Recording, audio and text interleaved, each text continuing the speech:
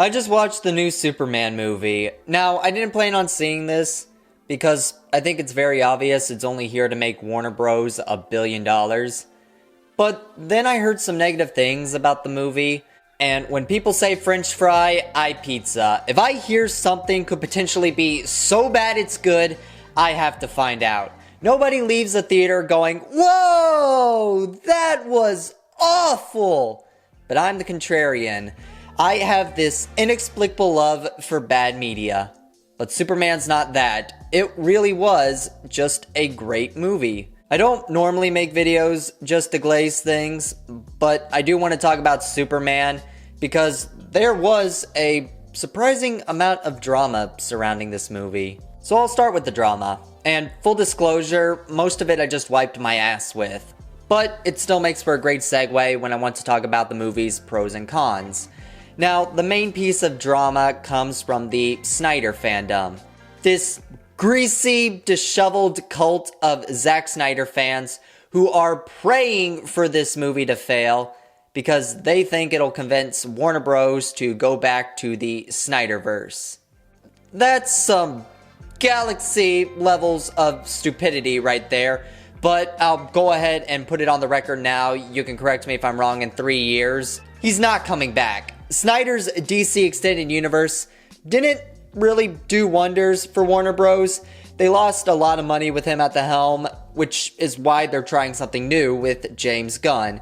If you like the Snyderverse, that's fine, but I thought Superman was exponentially better and was definitely better than Man of Steel. The second piece of drama, which I didn't know existed until 2 days ago, was this abundance of claims talking about the ethicality of people who liked or disliked the movie.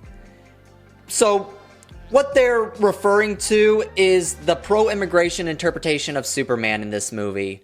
First off, that's not new. Superman being portrayed as a symbol of immigration is a trope that's been done countless times. That's not the slam dunk argument people think it is for why something should be received as good or bad. I don't care if Superman is portrayed as pro-immigration or the classic alien Jesus figure, as long as it's matched with a compelling narrative that makes sense. And I think James Gunn's Superman did that exponentially well. Lastly, and this was the only bit of drama I took to heart, which was this post from Culture Crave revealing a scene where Ultraman punches Krypto was removed from the final cut because it received very negative reactions during test screenings. No shit! It's a villain doing something heinous! I don't know why studios are so scared now to make villains inherently evil, but I guess that's just become the new norm with superhero flicks. I knew from the trailers Krypto would fight Ultraman at some point, and I wasn't sure how they would execute it if Ultraman wasn't allowed to lay a finger on him now. Spoilers, I think they just removed the entire fight because Krypto gets captured fairly easily, so that sucked. But despite this, Ultraman and by that extension Lex Luthor are unjustifiably evil. They are great villains, especially Lex Luthor. There was a scene where he captures a man who was just being nice to Superman, not even an ally, and proceeds to play a game of Russian roulette with him, which results in him blowing his brains out. It was very effective. I wish they committed more to that side of Lex Luthor, because I think he's been a very hard villain to portray in cinema, but I was surprised how well Nicholas Hoult played the role. That's basically the cliff notes. I'll dive more into that later in the video, but for now, I want to get into some of the movie's negatives, and this is where things are going to get very heavy in terms of spoilers. First off, like most Superman films, there's romantic tension between Clark Kent, Superman, and Lois Lane. While it's not indicative to the overall plot, it does serve a purpose that I don't think was executed super well. We don't really get a lot of scenes with Superman as Clark Kent, so it makes it really hard to understand if Lois Lane is in love with him or Superman. Following that, there's a plot point where she tries to rescue Superman after he turns himself in, and because you don't really get a whole lot of scenes showing them being in love, It feels out of place for Lois Lane. At one point, she was considering breaking up with him. So what changed that made her suddenly want to go all out to try and save him? But again, their love life isn't indicative to the overall plot. It was just off-putting narratively. Now, while I thought the narrative was strong overall, one thing I found to be weak was how often Superman lost. This movie starts right at the low point. Superman lost his first fight. Now, this would be fine if we actually got to see him solo a victory. But it's very clear this movie is for people who already have a general grasp of Superman's lore.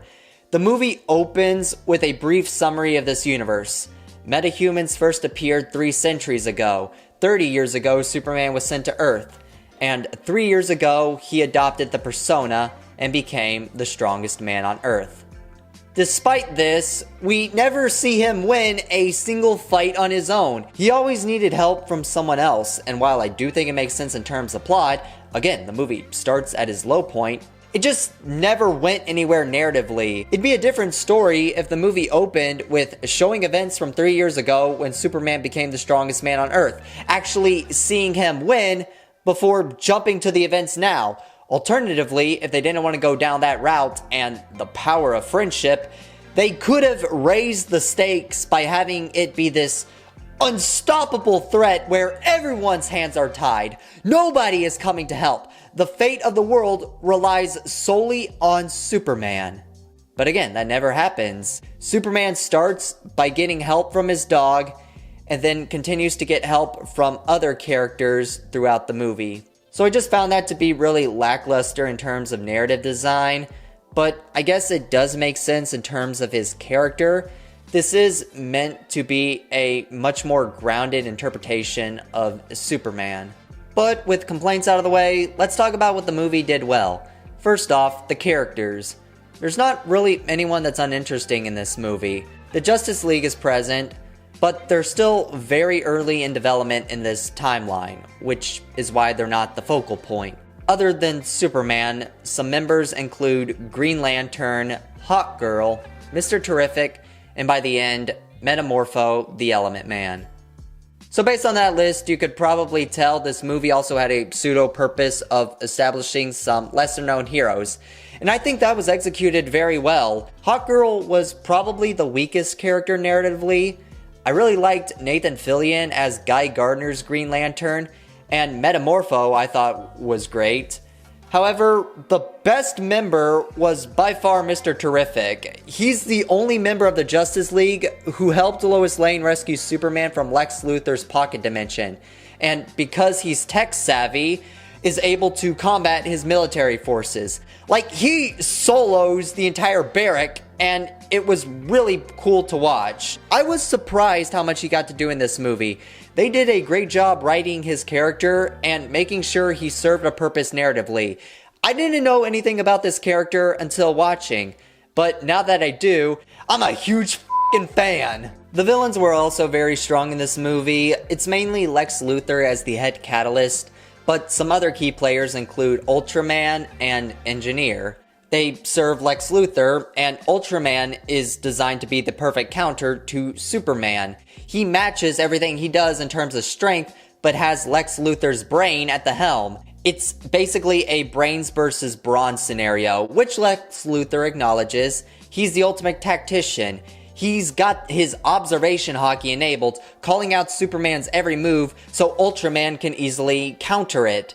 And although Superman never beats him on his own, the fights are very flashy, the stakes are present, and it was enjoyable to watch. That's another thing I want to mention. The VFX and cinematography is better than anything I've seen in the DC Extended Universe in a long time. Better than most of the Snyderverse, and an exponential upgrade compared to what we got in The Flash.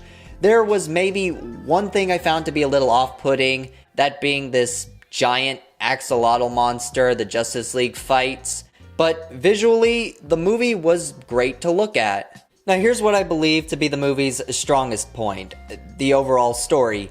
Huge spoiler warning, but I cannot talk about what made this movie so great without talking about the direction they took and what they did differently. So, Lex Luthor wants to destroy Superman because he fears what he brings to the table in terms of power. Metahumans have become relatively normalized by this point, but having one who's an alien and the strongest, he believes, makes humans inferior. So he creates a foreign conflict which gains Superman's attention in hopes of showing the world the threat he poses. Now, Superman just got his ass handed to him by Ultraman, and he retreats to his Fortress of Solitude. There, he's played an ASMR of his birth parents' dying message, which he uses as motivation. And it has the basic comic book lore of Krypton is dying, and they hope by sending him to Earth, he'll serve the people. However, the message was damaged, so that's all Superman ever heard, and he interprets this as him being Earth's savior.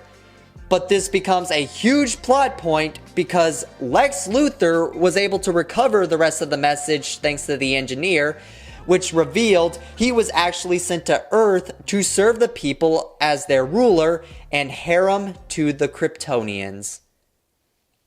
I usually like mind blown, ironically, but in this case, I actually found that to be an incredible plot twist. As far as I'm aware, that's never been done in any official Superman media. The closest I could find was in a movie called Brightburn, but it serves a purpose narratively because now the world has lost their faith in Superman and he's going through an identity crisis, which plays a part in why he eventually turns himself in.